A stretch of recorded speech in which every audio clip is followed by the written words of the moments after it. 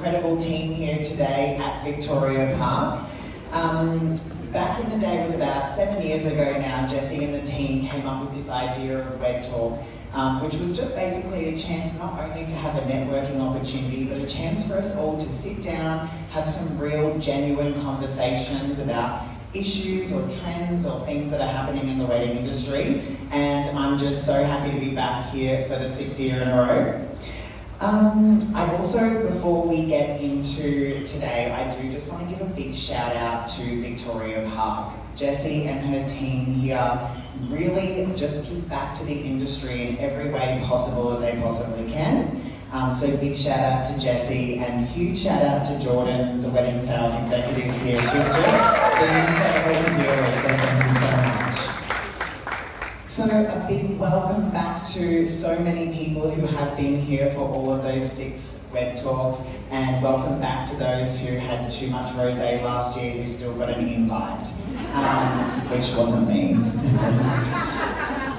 And one interesting fact that being here at Victoria Park is not only do the team here host 200 weddings a year. Last year they had 19,000 people attend a wedding alone, which is just incredible. So definitely a big round of applause for the team at Victoria Park it is. So back in the past we have had the opportunity to do a Q&A session. So this year we really just wanted to keep it really fluid. I'm excited to introduce the panel here today, and they are so excited to answer any questions. Feel free to comment on anything. We won't just do a Q&A session, so please just put your hand up and we'll have somebody come around and bring a mic to you. So they say it takes a village to put on an event like this, and we literally brought the whole entire town. The team that have worked together to put on today are just absolutely incredible. So I want to just take the time to acknowledge and thank everybody. We've got a huge list of suppliers to go through, so we'll give everybody a big round of applause at the end. As you know, the wedding industry does work on referrals and word of mouth, so please tonight take photos, tag everybody. If you aren't following these people now, I won't be offended if you grab your phone out really quickly and jump on and follow their page. So the beautiful styling today is done by the team here at Sapir Creative. All the styling direction, we obviously have Sam here from Sapir, and Leah and Britt. The staging from Dale from Staging Creations, the stage furniture, the backdrop and the bar from the team at AD Ideas, who unfortunately couldn't be here with us today. All the beautiful stationery and signage and the welcome cocktail signage, all from Casey Times & Co, Kat. Event letters, so obviously the queen of letters, Caitlin here from Event Letters. The beautiful Chanel chairs are from the chairman, and unfortunately Carla couldn't be here today because she lives in Hamilton Island, so we hate her. We've got social content creation happening here from the team at Socially Wed, and it would obviously be an issue if they weren't here today. The grazing station from Say Cheese, which unfortunately they couldn't be here as well. But we also have our entertainment partners here, Rush Entertainment. So we've got Alex Mills on the beautiful soulful tunes today, and Paige on the roving selfie, with Leah and Britt here today from Rush Entertainment. So thank you to all of our suppliers for everything today. So this year's theme, in a world dominated by the ever-growing influence of social media and trends, the pressure to stay ahead has never been more palpable. This year's panel isn't just timely, it's significant. Unveiling influence, navigating trends and branders in the wedding industry. So I'd love to introduce our panelists here today. So first up we have Sam from Sapir Creative. So Samantha Hobbelen is the creative director and creative mind behind Sapir Creative. Samantha's innovative approach and design and unwavering commitment to excellence has solidified her reputation as a trailblazer in the industry. Through Sapir, she continues to set the standard for event curation, leaving a lasting impression on her clients and colleagues alike. Sapir clients include Di Jones Luxury Real Estate, Intercontinental Hayman Island, Anglo American, Optus, Sony, just to name a few. Now, Sam's had an interesting career. If you're an OG like me, you'll know that Sam actually used to be the owner of styling and furniture companies Epic Empire. And now, in 2013, Sam left the industry to create a global children's brand, Home, which went on to a 7-figure brand. Then, 2.5 years ago, Sam decided to partner up with Leah from Rush Entertainment to launch Sapia Creative. And, as mentioned, Sam and her team are responsible for all of the beautiful styling and creative direction today. So, let's welcome Sam. So Sam, tell us what about the wedding and event industry that couldn't keep you away from us for 10 years? And more importantly, which Spice Girl would you be if you had to be? I'll start with a Spice Girl. I think posh, because I think she's really underestimated. I think people underestimate who she is and her business acumen. And I don't think it's a bad thing to be underestimated in life, because then you just go out and prove everyone wrong. So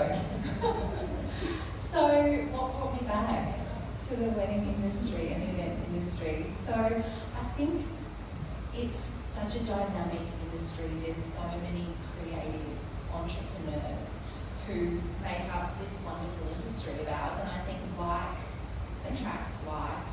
And after having 20 years in business, I would be a horrible, horrible employee. But I think leading a business and leading a creative business, it's a real privilege. So I think there are things in our industry that really they really form a foundation for a great business. And I can just see so many people here tonight who have incredible businesses, whether they're old, whether they're really new in the industry. And I think the things that make up from a creative perspective, that's the first thing. We get to be wildly creative every day. That's what people pay us to do, to come up with concepts that have never been seen before, and we're going to talk more about that. The second thing is we get to problem solve every day. We say it in the office all the time, all we do is problem solve. Everyone's problems, big and small, that's a real part of our business. The other thing I feel like we all do is we get to create joy in people's lives, and that's a real privilege as well. So I think particularly in the way the world is today, to be able to create joy at a party or an event or in people's life, it's a wonderful thing. And I think the more strategic intent is the art of business. We're part of an industry, the wedding industry in Australia is worth $4 billion. We also work in the space that's meetings, incentives, conferences and events, the MICE space, and that's another $17 billion. So I think we're all in a really good industry. So I think the other thing that we're touching on and talking about tonight is trends. And many of our clients, whether it be wedding clients, corporate, private, high net worth individuals, they come to us with a really high expectation of what is it going to look like, what is it going to feel like, and one of the biggest things that we get asked all of the time, every single week, is we want an event that's never been seen before. And that is a big ask, but it's what we get to do, and it's a real privilege. So just one example, we have a wedding next month down on the south coast of New South Wales, south of Sydney. And when the bride came to us, she had a very specific ask. And she wanted a whimsical ceremony, but she wanted in her reception, she wanted it to feel alive, she wanted it to feel like organised chaos, and she wanted it to feel, for her guests, like nothing they've ever seen before. And so that's what we've been able to do and transform, and I think that's the power of events. And we will go into it. I feel like the next step for all of us is to then how do we innovate from there, and where do we go to? Well, you can certainly see your passion, and welcome back to the wedding industry. Thank you.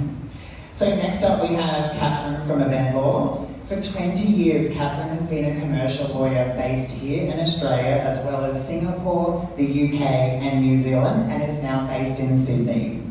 Before being a lawyer, Kathryn actually owned her own wedding and event business.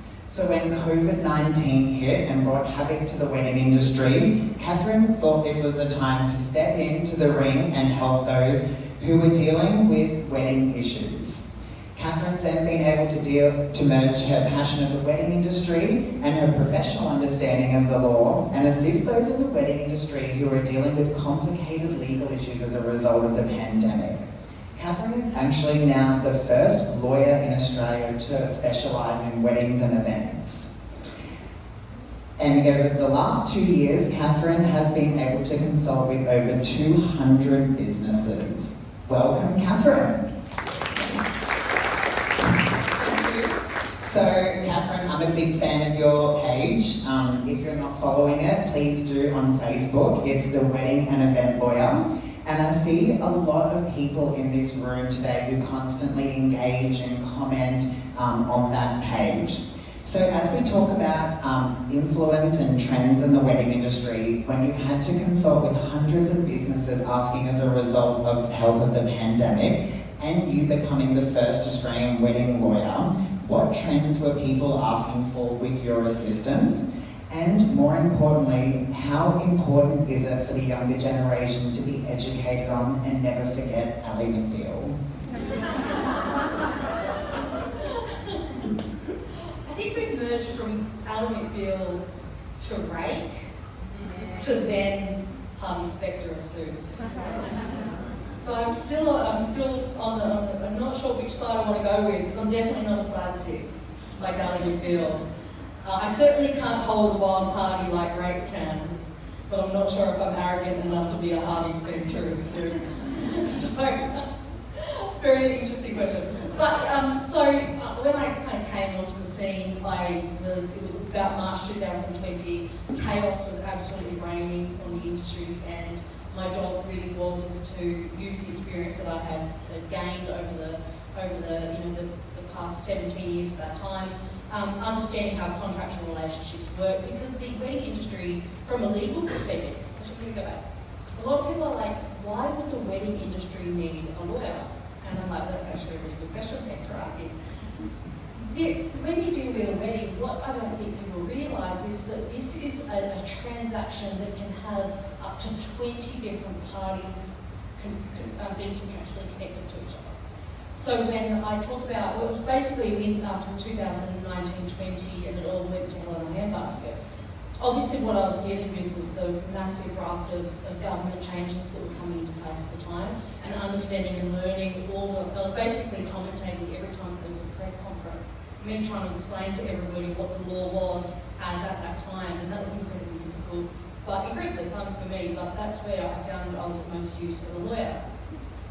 So, and also we were at that time dealing with a lot of cancellations, are my booking fees refundable, what happens if they postpone, what happens if they postpone longer than 12 months, what happens if somebody gets COVID. These were all issues that needed legal input, and I don't think people realised that until they had the need. And so working in that space and then opening up the Wedding Event Lawyer, which is a Facebook group, which is now a little bit on the notorious side. It's a great place to be. So, but before, we were dealing with cancellations and postponements. When we talk about law, what is law doing in this space, just particularly with social media, a lot of the issues that I'm coming up with at the moment is the use of images and the attribution. So should I be attributed when somebody uses a photo and what if my work is in that photo, should I be attributed? So a lot of the work that I'm doing at the moment is about copyright ownership and use of images and right to attribution and the sharing of the images and the retouching of the images. So that's the work that I'm doing, and I'm seeing a lot of social media movement in that particular space, just from a legal perspective. So I think just for the purpose of today's talk, a lot of it is happening about copyright of images and the usage of it. I think definitely with a few photographers in the room, we can understand the grey area on that, so we'll be sure to touch on that a little bit further. Next up we've got Melissa from Pelizzari. So Melissa heads up some of the brightest photographers and filmmakers in Brisbane. Melissa began her photographic career in 2003, photographing musicians and sporting stars, working with Getty Images, Fairfax Media and News Limited. However, a yearning in fashion photography made Melissa move into the highly specialised area as an assistant to some of Australia's best fashion photographers, which led her to shooting for brands and publications internationally. In 2011, Melissa launched her wedding photography business, Palazzari, which quickly became known for their fashion-influenced wedding imagery. Whilst also contracted as a feature photographer for wedding magazines, in 2016 she introduced the videography arm of Palazzari Photography and Film. I like to call Melissa the dark horse of the wedding industry because she can come across as shy and humble, yet a lot of people don't know that Melissa's family have been lucky to invest in some incredibly successful racehorses, hence the dark horse of the wedding industry. So Melissa, as I mentioned, your background is in fashion photography and you've mastered the art of leveraging off that when it comes to wedding photography. Do you still find that fashion has an influence in weddings, and if so, how? And more importantly, why would Tyra have Rita Ora take over as the host of America's Next Top Model, which evidently led to the downturn of the global empire? Well, I think I'll definitely touch on the whole America's Next Top Model thing at the end of my question. And I think my husband would love that his horse racing has been kind of mentioned in my business. I hate being known for that, but anyway, it is what it is. On an obvious level, I kind of believe that one of the most anticipated moments of a wedding is what the bride's going to be wearing. And in a room where we've got some amazing suppliers in the fashion side of the business, like I see Sam from Bloom in here, I think it would be really remiss of me not to answer that question with an absolutely big fat yes. I do think that fashion influences our industry. But I think that fashion touches on more than just the dress. I think it touches on all of us, whether you're, florals and styling, hair and makeup, or even food. 15 years ago, we were seeing an alternate drop of chicken and fish, and now we have venues offering things with like interactive food stations and champagne towers and family feasting banquets. And all that stuff was kind of brought to us by what was in fashion at the time.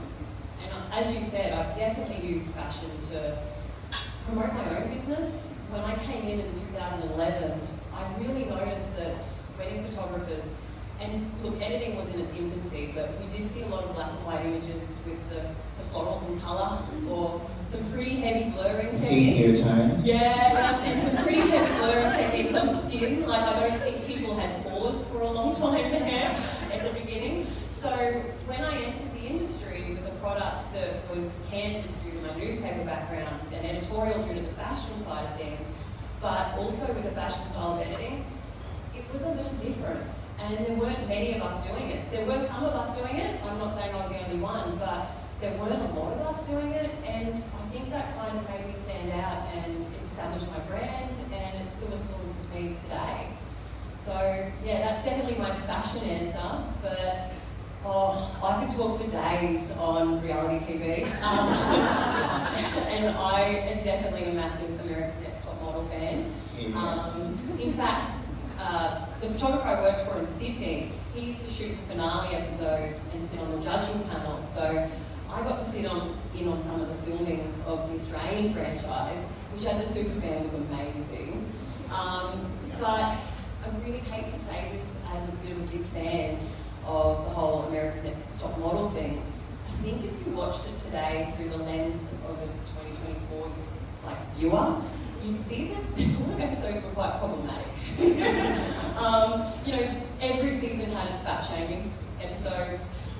In fact, I even remember one where they had the contestants challenge themselves to be a different race by changing the colour of their skin, by darkening or lightening it. Just stuff that wouldn't fly today on TV. So I think if Tyra would have continued, she would have kind of been cancelled or dealt with the hashtag Time's Up Tyra.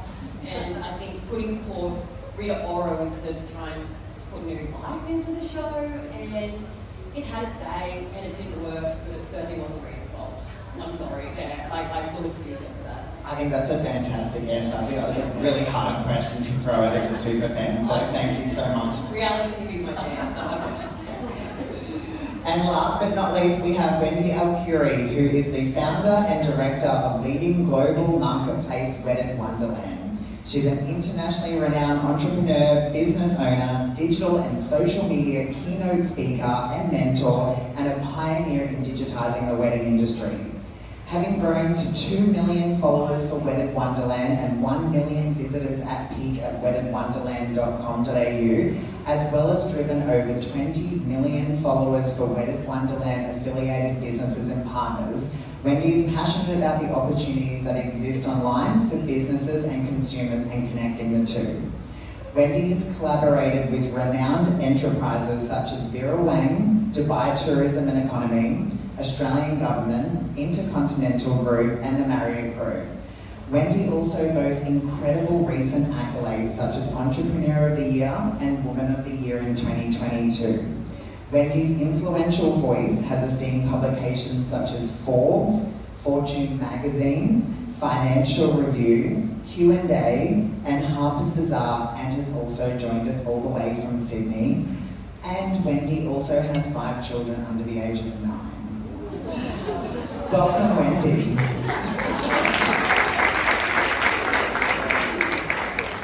So, Wendy just returned from Dubai as a guest speaker of the Dubai Department and Economy and Tourism to attend the Dubai 2024 Wedding Symposium. Tell us how that was and how navigating trends and brand awareness on a global scale may differ from Australia, and most importantly, which Sex and the City character are you? Just look at my shoes. It's so wonderful to be here. The energy in the room is incredible, and I just want to say thank you so much to Victoria Park. It's a phenomenal venue to be in, and very on trend for what couples are looking for right now in terms of experience-oriented weddings. The trends that are taking place internationally at the moment are in relation to experience. Couples are looking for multi-day events. We call them staycations, wedcations if they're local. We've heard the term wedding celebrations as well, which are a 2 to 3 day period of a number of events that actually play out. The pre-wedding, the ceremony, the reception, the recovery, brunch or lunch, the cocktails that take place throughout. So people are really looking for an experience. And if it's a 1-day event, then they're wanting activations. And they're wanting to walk through a space and have something to talk about, which is a reflection of their personality, their personal brand as a couple, and what it means to be hosting their guests.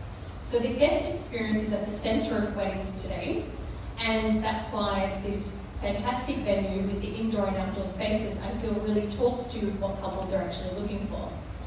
In relation to speaking in Dubai, and I have spoken at quite a number of international conferences, the wedding industry is so large and vast and segmented, yet when you're in a room full of creatives and passionate people, the conversation is very much the same. I don't want to get on TikTok, I don't know how to dance, do I need to be doing that? Do I need to hire a social media manager? I really don't want to, I don't know what they need to be doing, they're costing too much money and I don't know what they're doing and I don't really understand what's happening. Versus I have a great following and a very thriving, active online presence, but I'm not really getting the right couple, or I'm not generating the right leads, or what's next? I need to make sure that I'm staying on top of the trends. So the conversation in relation to the online play and the marketing within the industry, because over 90% of the wedding industry is small business and over 50% is sole trader, which means a lot of you are your own marketers. How many people manage their own marketing for their business? Put your hands up. There we go. So you are the marketing. And you need to know what's up. And you also need to be running the operations and the finance and the accounts and customer service and all of the other things. So staying on top of the trends is important, but what is more important is understanding what the purpose and function of your business is in order to be able to communicate that online effectively. Those who are looking to grow a following, go become an influencer, and I can show you how. If you're looking to drive business for your business and you want to be able to determine how to position yourself You need to understand how to market your business. Who is your target audience? Who are you looking to attract? What is your product offering? Do you have something to discuss that is of value? What questions are you answering today? This is how a content calendar is built out, and this is what marketing is in our industry. We are problem solvers for the reason that many people who are getting married are doing it for the first time, and they have no idea whether a photographer should cost $2,000 or $20,000, and they have no idea what the difference even is, right? So the education component in our marketing is integral to what we're doing. And from a global perspective, for those who want to look outside, whether they're looking to attract couples coming in, so the destination wedding market, just so you guys know, is growing exponentially year on year. At the moment, well, in 23 it was valued at $29 billion. By 2030 it will be valued at $290 billion globally. What does that mean for your business? Can you be servicing those who are incoming into Australia to have weddings? Do you want to be travelling outside of your locality? Do you service weddings that are within your state? Do people know that? I had a look, I was sent the list of who's attending, and I did a bit of online stalking, and I couldn't figure out where some of your businesses are actually located, one, and two, who you service, and the regions that you service. Now I'm talking about the service market. Product side, where do you ship? Do you ship locally? Do you ship globally? Are there fees attached? What's the duration from order to purchase, from purchase to order to shipment? And what does that look like? These are the kind of questions that your social media presence needs to be answering. Before we get started on growth and scalability, what are you doing online? And if you can't figure out what you're doing, it's because you are not focused on the strategy of your business in terms of marketing who you are and what you do and what you have to offer. I'll be talking more about that. I think that actually leads into the next question. So I guess this year's theme is based all around kind of the growing influence of social media, and I know everyone's so up to date with this word, and we're so sick of hearing like social media, it's so important. I mean, I personally came myself from a traditional media background. I started at a wedding magazine at 19 years old, and I just continued to work my way up at the magazine. And I remember back in the day, it was always, the magazine was yearly. So everyone would wait 1 year for this magazine to come out.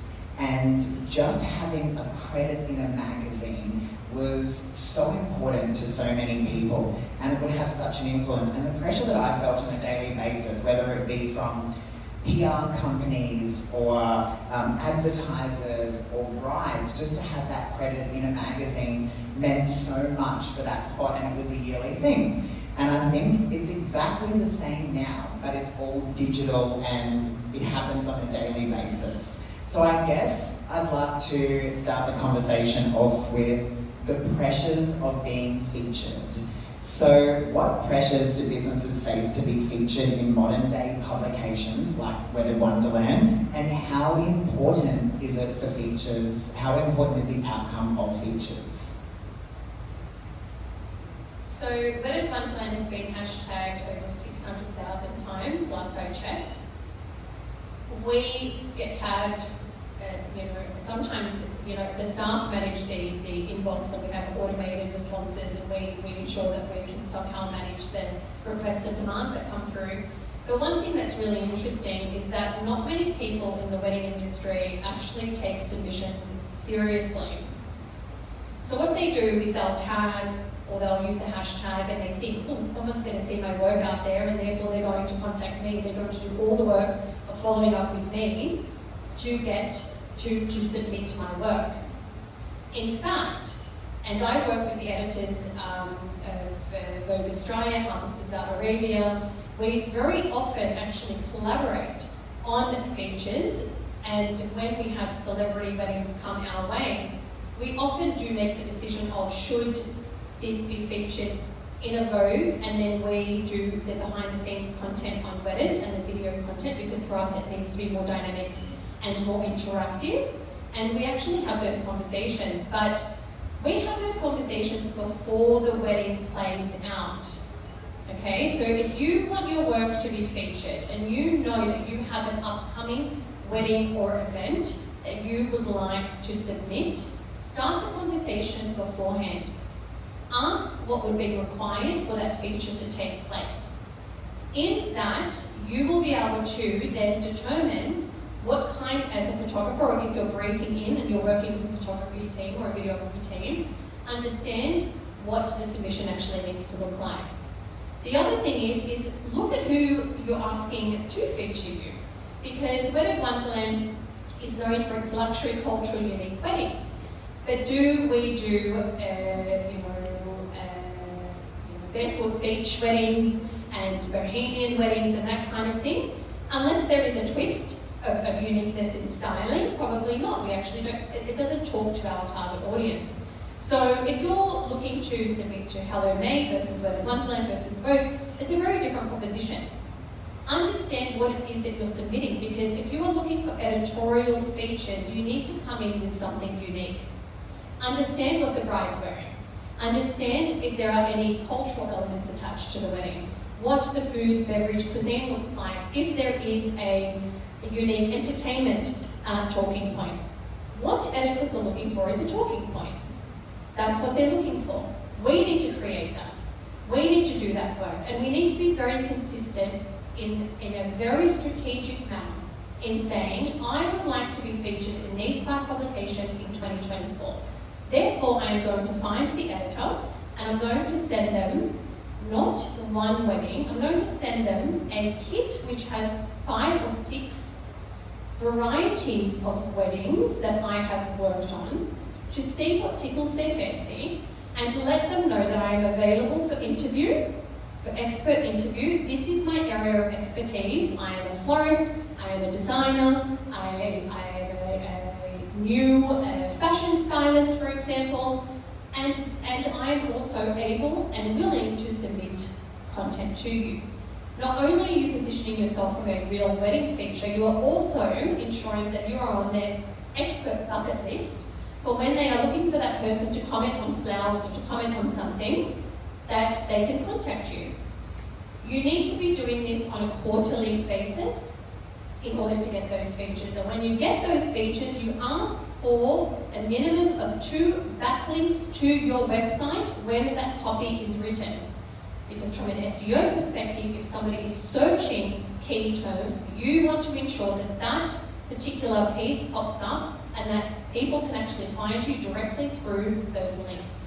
Okay? Really important. You make sure that the images that you submit, you have the commercial, yes, agreements with the photographer if you don't own them, and advise them that you are in fact submitting this wedding, or ask permission first that I would like to submit this wedding and is it okay to do so.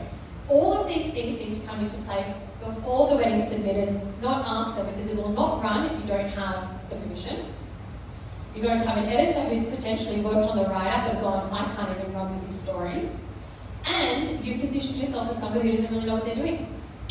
On top of that, you need to ask for what we call the feature badge. So this is the badge that we see on some websites. It says you have been featured in, and we have the Wedding Wonderland badge, and quite a number of publications, Style and Pretty has it, Hello May has it, quite a few other publications have it. What that does on your landing page, on your website, is it gives you the street cred. This person's been featured here, here, here, and here. Fabulous. Yes, I love those magazines, or I love those websites. I understand that I'm that kind of bride or couple. Therefore, they're trustworthy, and therefore I should be inquiring with them. You also need to make sure that you have an as featured on badge on your highlights, on your Instagram account. Okay? This is where you get to share the work of who has featured you in your stories and then attach them to a highlight. So if anyone's looking for any viable publication that has featured you, that also appears there. So these are all of the things that you need to be requesting, and on top of that, if you can, the digital tear sheet, we call it, which is basically like a PDF file of the feature that has been listed on the site. That's the bonus. Well, I think right now, so as we said, everybody in this room handles their own marketing. I think the takeaway from that is that literally times have changed in the digital world, and it is not like it was back in the magazine world. I remember literally I used to open up the mail every day and I'd just get a CD and it would say, please credit this person. And I would be like, okay, great, just pop it to the designer. And that would literally be it. So I think the take home from that is that there is a lot of work and you have to persist, but the payoff from that is because we are living in such a digital world right now that people are finding everything purely online. It's purely from your social media. So it's a lot. I'll just dive in because Wendy touched on the really, really interesting point about attribution. That's where I was going when I first started talking. What people don't actually realise in law under the Copyright Act is that where a photographer is taking a photo of a personal ceremony, a personal event, what actually a lot of photographers don't realise and what a lot of people don't realise is that copyright is actually sent immediately and automatically to the couple who are benefiting from that photograph. And this just will come as an absolute shock to so many people. So photographers, you need to be aware that unless your agreement actually claws the copyright back, it's actually not your photo to dictate how it's getting used. Now, when that's the case and the ownership of the photograph actually goes to the individuals that are the recipient of the person's ceremony, they can do whatever they like with that photograph. And that, when we're talking about features and editorials, let's go back to a smaller scale. You featuring on somebody else's social media site, whether it just be an Instagram grid, that's a mini editorial, right? And so obviously you would hope that you're going to be attributed for your work. And so some of the conflict that I'm involved in, and I try not to be involved in too much conflict, I'm more an advisory lawyer than a dispute resolution lawyer. But a lot of it is, to what extent should I be expected to be attributed? Because when you are dealing with Vogue, to your level, Wendy, is that there usually generally is the attribution to the photographer and nothing more, is that right? We try and attribute everyone. Yeah. However, it is impossible if the information has not been given to us, right? So this is where it comes down to, again, asking your couples before the wedding if they're happy for their wedding to be submitted to publications also will assist you. Because you asked them before, because after the wedding they've forgotten your name and they're on their honeymoon and you're not getting the photos for 4 months later and they're on to other things. So always asking for permission, I think, prior. But we try again, and we have had many people message us, I made the cake for that wedding. I'm the tablecloth, I'm the person behind the tablecloth. Yeah, and it does, and there's, as you said, there's up to 20, on average 22 suppliers that service the wedding. So trying to find all of those vendors and vendor partners, it's very challenging. Again, we go back to who submitted the wedding, because more often than not, the photographer doesn't know. If it's the couple, they do know, and they'll list it out, but the photographer doesn't.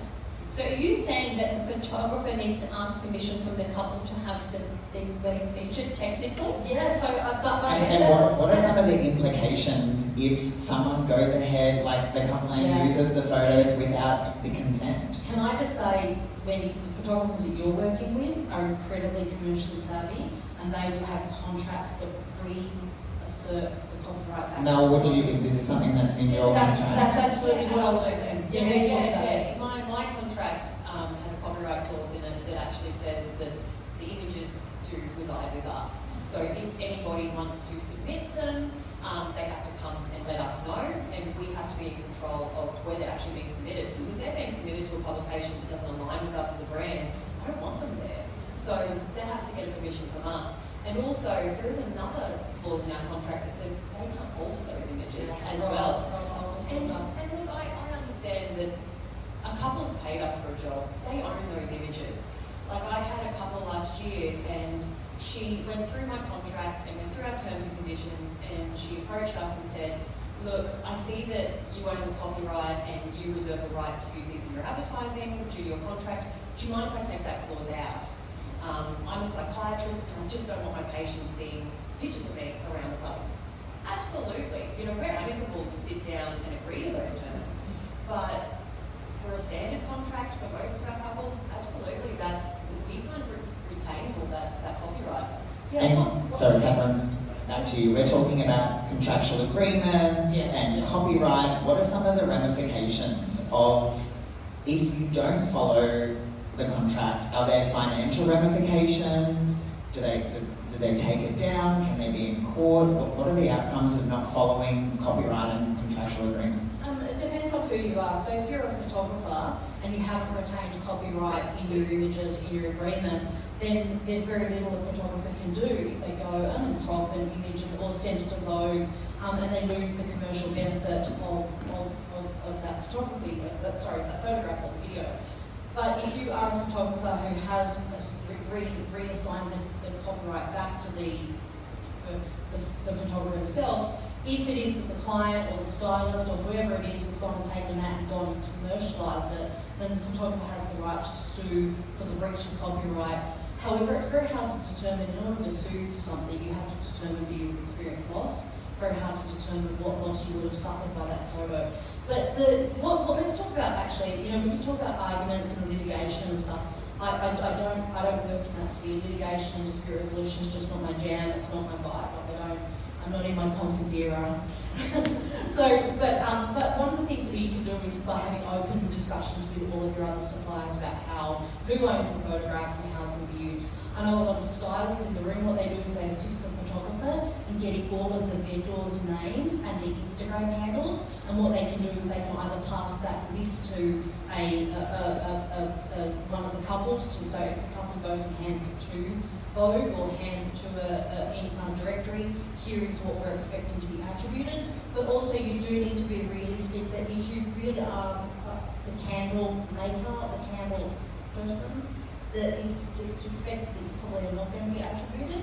That said, I work with a lot of stylists that I'm sure you're familiar with, who are straight out, we attribute no one. We don't want to get involved in this attribute discussion. We are drawing a line on it. I'm the stylist, I'm the one that did it all, and rightfully or wrongfully, they draw the line in the sand. So this is a really hazy area in the wedding industry right now. It really is. It's a hot pot of issues. I think that the point of attribution is to refer, right? So when you are working on a wedding and you've been paid for that wedding, the referral is the bonus, right? If it's a collaborative photo shoot, then obviously all of the attribution should be there. It's whether it's expected as the norm right now in the industry, because everyone's looking for the next referral, and everyone's looking for their, claim to fame. I did the candles and I did the flowers and I was the person behind that. As an industry, I think it's really important, again, to set the framework around whether your business requires referrals in that regard and working with people who are willing to showcase your work through the tagging and through the on-sharing. And there are a lot of businesses who have been built by we have a flow in how weddings are planned. You have the venue that's booked initially, the venue determines the date. Thereafter, in the wedding industry in Australia, we only have about 20% of couples using planners. The styling component has, pure planners. Styling has gone from 0 to 70% in some form of styling over the past 10 years, and we've all seen that. This is what determines what goes in the room, right? So we need to figure out a way in which, does my business need the online referral, or do I need to have the presence of, so people can come across, see my work, attribute my work to certain things that I've done, and therefore say, okay, well that makes sense, I want to be able to work with this person. 97% of couples refer to your social media accounts to make the final decision, right? So they're not making a decision because they've seen that you were tagged in this or that. What they do is they go over to your account and they scroll once, twice, 3 times, and then they go yes or no, for me or not. And then what they do is that they'll message you. So they'll send you a direct message to say, well, I've seen your work on this person's account on this page, and all of you have been through this, and therefore I'm interested in X, Y, and Z.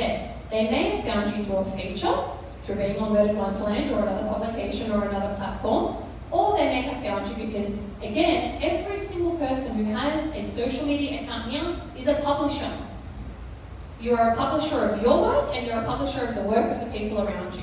So there is a responsibility that comes with that, and it is for you to determine whether you want to make those attributions and the online referrals, because our industry works off referrals, or whether you want to stick to your own lane and just focus on what it is that you do and showcase your work, and when people come across to you, that they affiliate, okay, well, I heard this photographer is amazing, I can see that they're amazing, I'm going to proceed in booking them. I feel like this is something that we could just, Thank you. something we could talk about. So I'm going to change up the subject to a bit of a light-hearted subject. What trends do we need to see the end of? And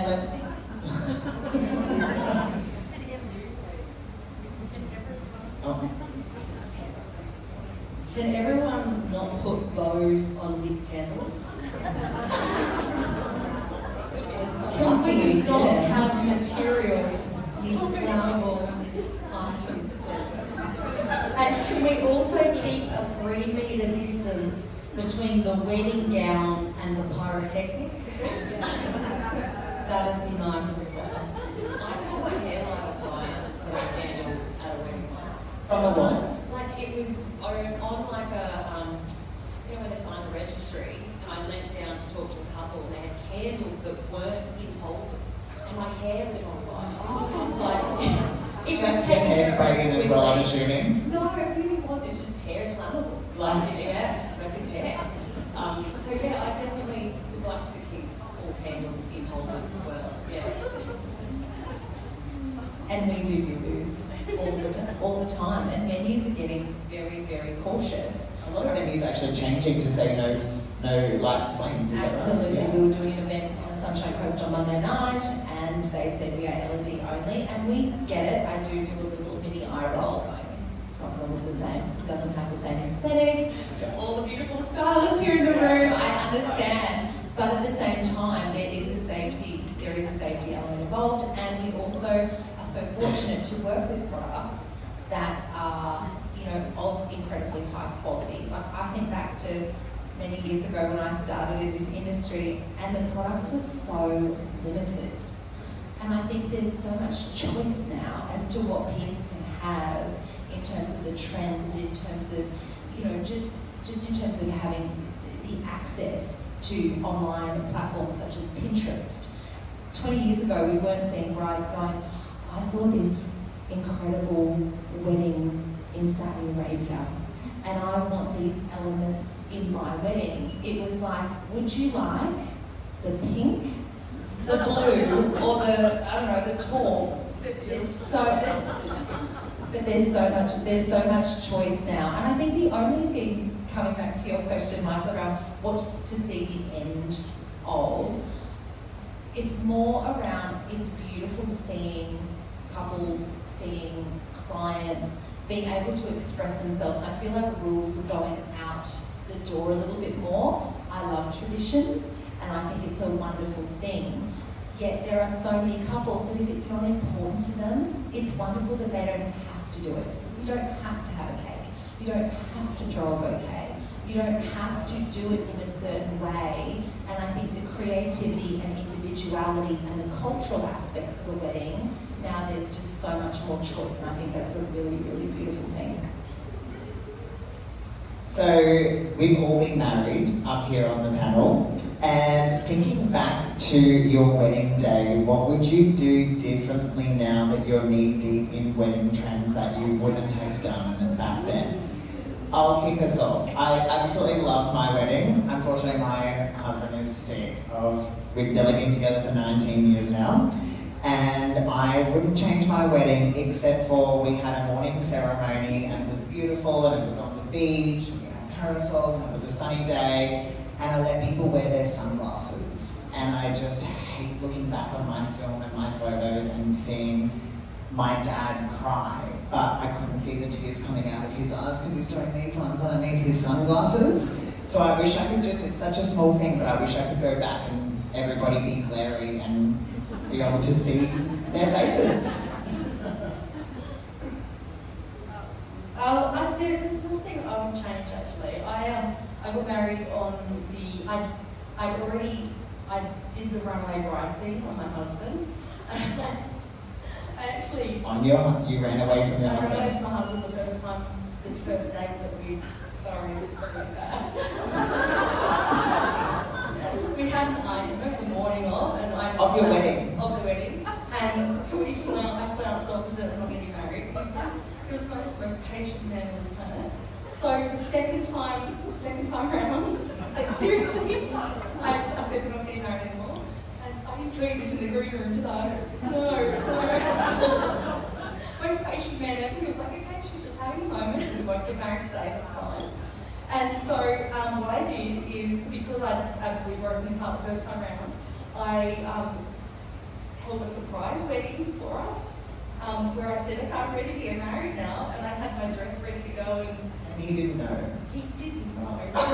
We had already signed the notice of intent to marry, so we were kind of ready to go. And we got married on the beach in the remote Kimberley. I was dressed in like a super dress, and I had his all ironed and ready to go, and a little box that said, will you marry me today?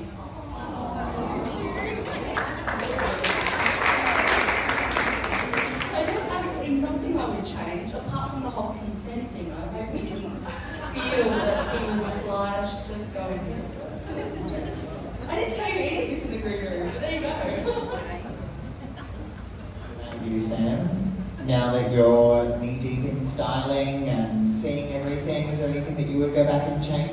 We got married 10 years ago at Gabon Bar in Toowoomba, and we were one of the first weddings at Gabon Bar. It was very new. They were wonderful, just so wonderful. Anyone who's been there, the venue's beautiful. It's very special. I grew up in Toowoomba. And it was a day wedding, which was a little bit unusual, and I wouldn't change it. I love a long lunch, and we really just did it our way. We didn't have any flowers. Sorry for the beautiful florists.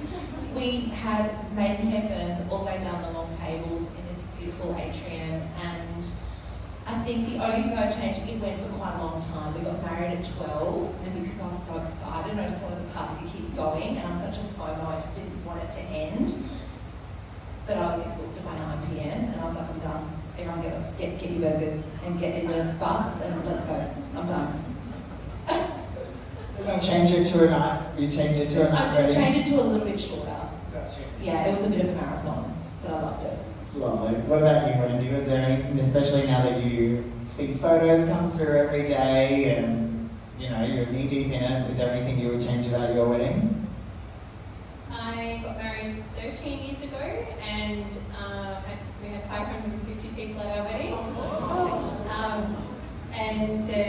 I had all of the elements, I guess, that I always wanted at my wedding. I am a bit of a vintage gal, so all of my bridesmaids were wearing vintage. Two of them were actually wearing vintage wedding dresses and capes, and they all had boleros and gloves and I had a few sketches actually by international designers. I was always obsessed with wedding dresses, and then Stephen Khalil and I, who is a very dear friend of mine even back then, went head to head because I wanted a cape and he was like, Superman, and he regretted making that cape. So it was a very large wedding, and it was a lot of fun, and we had a memory lane walking into the wedding. I had I'm quite nostalgic, so I had a lot of photos of my mum and her siblings and cousins, all in the same wedding dress, because back then when they got married through the war, they all wore the same dress. So they were all, there were 5 wedding photos and they were all wearing the same wedding dress. And we had, brought in Lebanese beer and tried to bring in elements of things that we wanted to really inspire that nostalgia at the wedding, and I would repeat that because it's, there are the little things that remind you of home or of certain things that, really connect people. So the theme for the wedding was Notre Dame, and everything was red and gold and quite cathedral-esque, and we had our invitations made and the gorgeous Natalie by Design made that she still, every time she sees me, reminds me. So they were a box and they opened up into a cathedral. And inside, like, they opened up, like, it was like a little tiny matchbox, and then you would open it up, and then the invitation was on the inside. And I had ribbons, you know, that were made in London, because at the time they were printed on ribbons, and then I had a coin inside, which was the love is patient, love is kind. And I had asked everyone to bring the coin, and we had a wishing well at the wedding, and then to pop that in and make a wish. And so I tried to connect all of these dots, but then I didn't think about the invitation and mailing the invitation because it was a box. So that was interesting. So then everyone was trying to put the box together, open it back up, which was hilarious. And also I couldn't put the names on the boxes, so I had to put them on on little tags. And when you're inviting 7 people per family, when you only want 2 people attending, that was fun. Yeah, so it was like a concert, and I was the singer. Do you actually sing? Yeah, a little bit.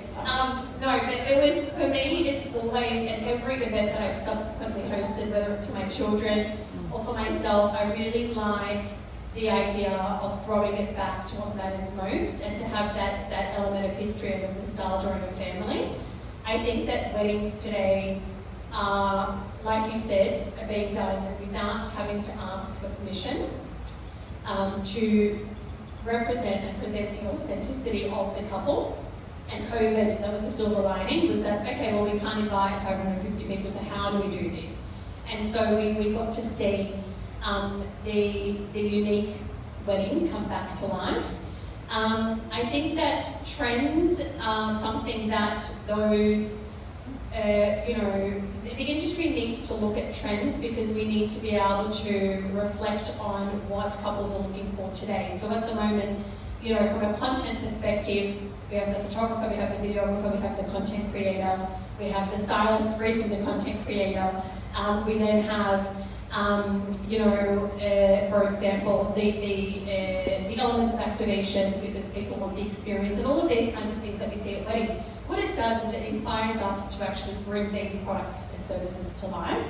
And it says, well, if you are having a bridal shower and a pre-wedding and an engagement and the wedding, and post-wedding, we can do a photo shoot for everything. You know, and it's actually being able to package all of that up. So what we need to consider as an industry is, where do our products align along that journey, and how can we proposition what we do so we can introduce a grazing station for when a couple are getting ready in the morning, as well as at their ceremony, as well as at the reception, for example. So I think it's about, not so much about the trends, but about the products that we have and how we can grow that out so we can have a more diversified offering for our couples, and we can sell our product to them 7 times in 7 different ways, as opposed to just thinking, okay, well, I just need to give them something for the reception because that's what they came to me for. You know, the designers, we're seeing 2nd and 3rd looks, we're seeing, you know, bridal shower looks and all of these other wonderful things. So we are a part of what I call, we are, at one side, we are on the journey of love. Okay, so the journey of love starts the moment that couple is considering getting engaged. And again, if you are a photographer who showcases proposal shoots, as well as the wedding, as well as the bridal party, as well as perhaps even going to the family's house the day before the wedding, and actually shooting everyone with the anticipation and excitement in the air, just in their own home, if the bride's leaving the home, for example, and she's leaving her parents' home. These are the things that people want. So how do you attach your product to what it is that people want, but they don't even know they could have? That's what we need to do. It's a long answer.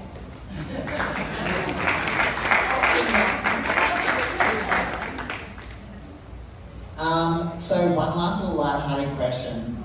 This will be... Oh, yes, sorry. Now, would you change anything? What would you change about your wedding day? Well, it wasn't my fashion. I was a Georgia bride, so I still love my dress today. But I got married in 2013, and that was the height of that rustic vintage. Yeah, and burlap and vintage typewriters are going to make a right to it now, you know what I mean? But there's a lot of things about my wedding that I would change. Like, I come from a big Wog family. My husband and I kept a massive secret and we weren't as big as you of 500, but we had 220 guests, I think it was, or 240, something around that. And we didn't tell anybody that we actually were having Elvis officiate us. So everyone thought they were coming to like a normal wedding. It was all black tie, but we had Elvis sing himself. Elvis coming. Are you guys both fans of Elvis, or? So, we just thought it was fun, you know. I think at the time we really wanted to run away to Vegas to get married, and coming from traditional families, they were like, absolutely not. So all my family's always been married in a cathedral, and this was, I guess, our stand, and it was just a lot of fun. It was a real lot of fun. So yeah. Can we reflect on? No, actually not like that. Can we reflect on the fact that really none of us said there was anything that we would change? So let's now put ourselves in the brains of our clients. We sit there and we worry, oh my god, cake's going to the sign's not right, oh my god. I wonder if you actually took a poll with your clients to go, oh my god, tell me all the things you hate about your wedding. It'd be interesting to actually hear whether or not they would, because none of us had anything really apart from your extended invitation and coin outfit. We actually didn't have anything wrong with our wedding. So let's just chill with it and think that the things that we think matter as service providers actually, not that they don't matter, but do they really reflect on our clients' brains when it all transpires? And I think on that, the people in this room, everyone's the best in the industry within Brisbane and South East Queensland. And I do wonder that we worry about the smallest of minute details. If our team could, if you could just be a fly on the wall in our meetings and the things that I just ruminate on, because we expect perfection in ourselves, and our clients are paying a premium for our service.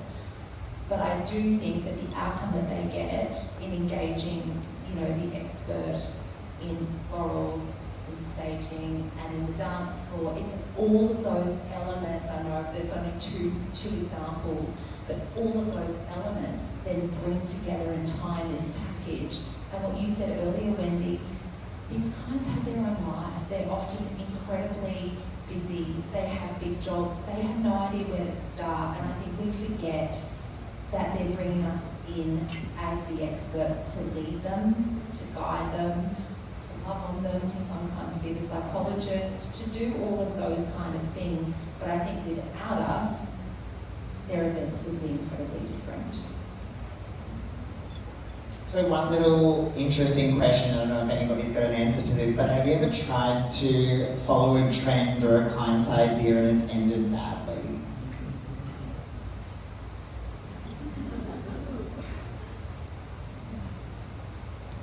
Yeah. We never did that. Michael just said,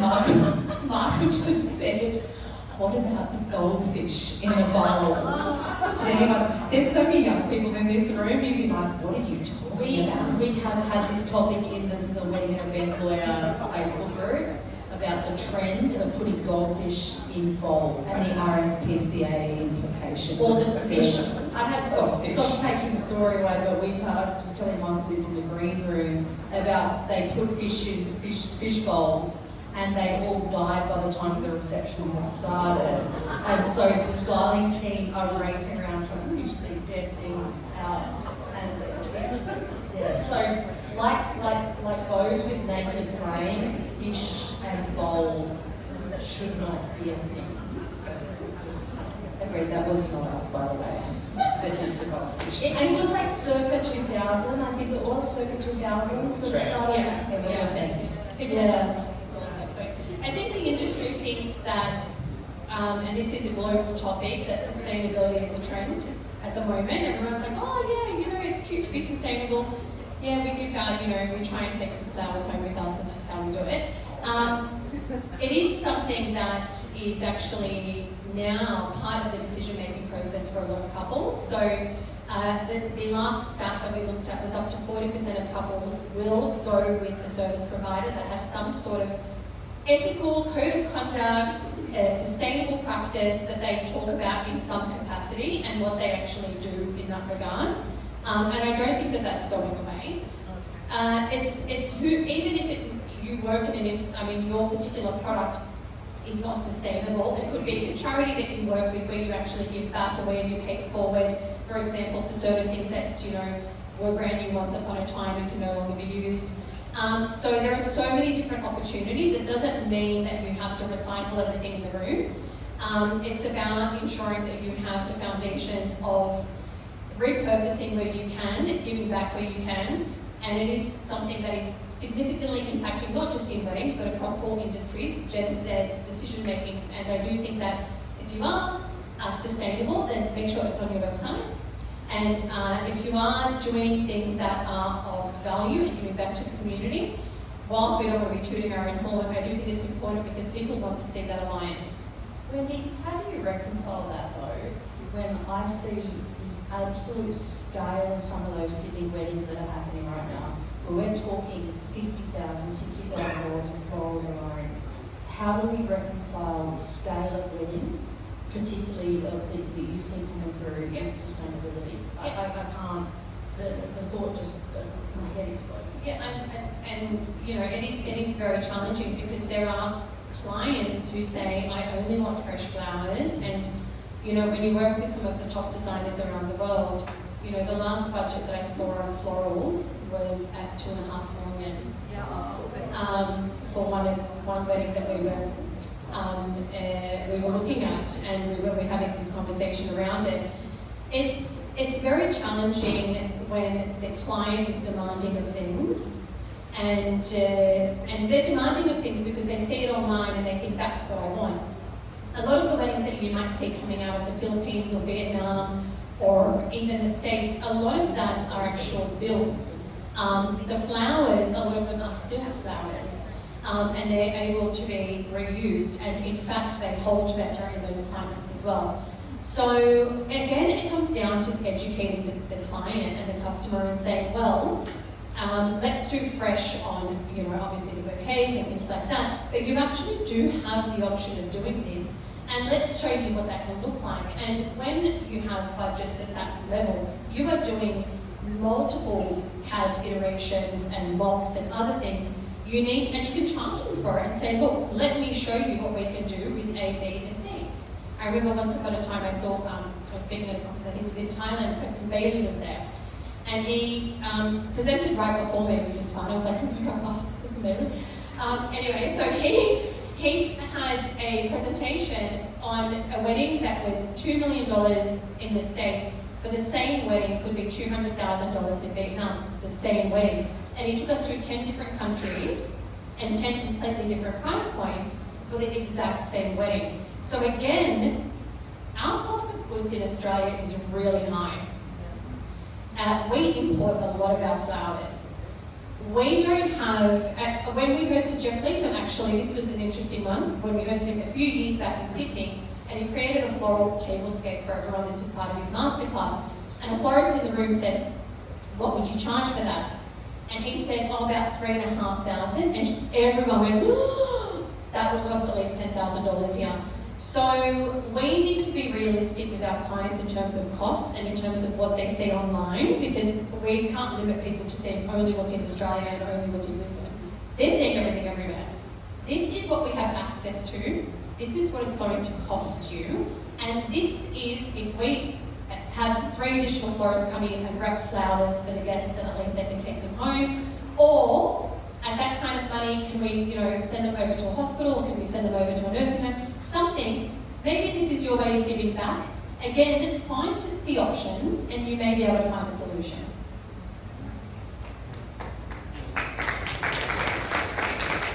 Well, I feel like we can literally, I've still got like 4 more questions. So now it's been literally, we're up to 7:40, so we have run out of time for tonight's panel. I feel like we've got so many topics that we could continue to go with. But honestly, just want to say a huge thank you to Mel, Kathryn, Wendy, and Sam for joining us tonight for the talk.